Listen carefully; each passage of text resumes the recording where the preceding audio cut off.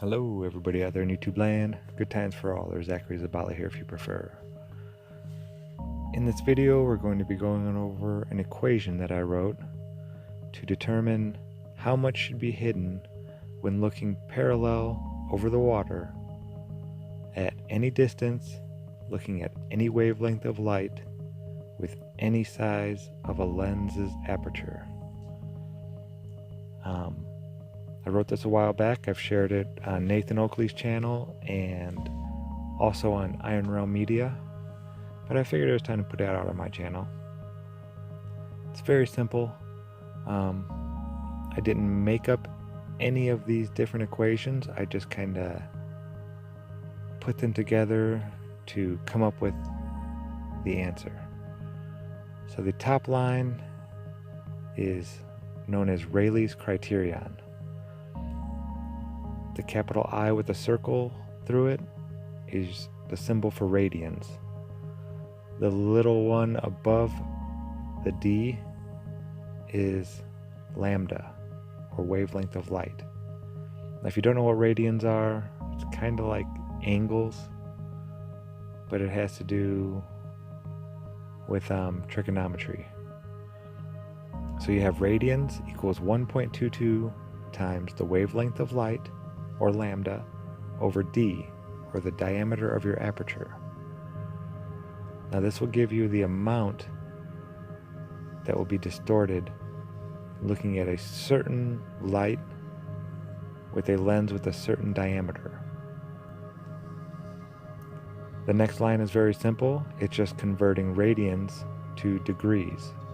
So you have x number of degrees equals the number of radians times 180 degrees over pi. Then you go down a line.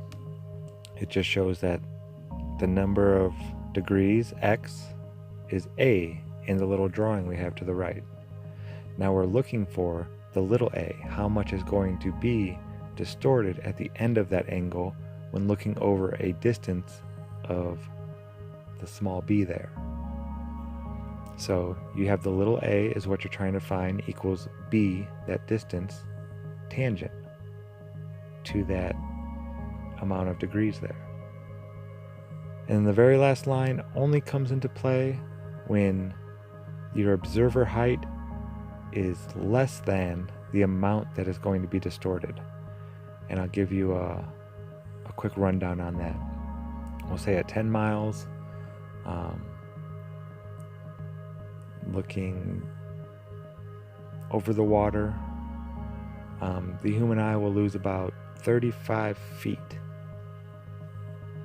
if you are have your diameter of your aperture or your pupil, if the amount of degrees equals about 0.038, I believe, which would be you squinting with the smallest pupil that you could have.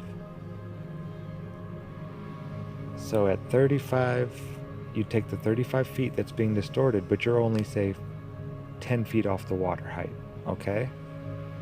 So you cut 35 in half and it's 14 and a half. Or, excuse me, 17 and a half. So your 17 and a half is larger than your 10.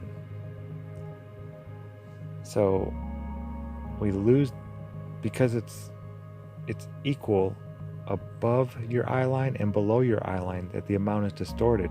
That's why we broke it into two. So the 35 feet becomes 17 and a half feet.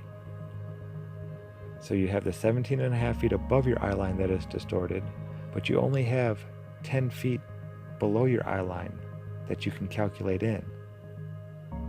That's where the a divided by 2, that's me cutting it in half and making it 17 and a half feet, plus we would say 10 feet because we're 10 feet above the water here. So it'd come out to be 27 and a half feet at 10 miles would be the minimum that could be distorted. So if you had a sailboat that was, say, 40 feet high, 27 feet of it, 27 and a half feet of it would be cut off just by the limitation of your eye. It would all look pretty much like water and sky kind of mixed together, and you'd only see the top of the sailboat. This is why things as they go off in the distance, you start to lose them at the bottom. They're not going over any curve. This all has to do with the limitation of any lens with a certain size aperture. So I hope that was understandable. I hope I explained it easy enough. If you have any questions, please add them below in the comment section. If you have any problems with this, please let me know. This is not, set in stone. I'd appreciate any feedback. And that's it. This is Good Times for All, signing out. And as always, thanks for watching.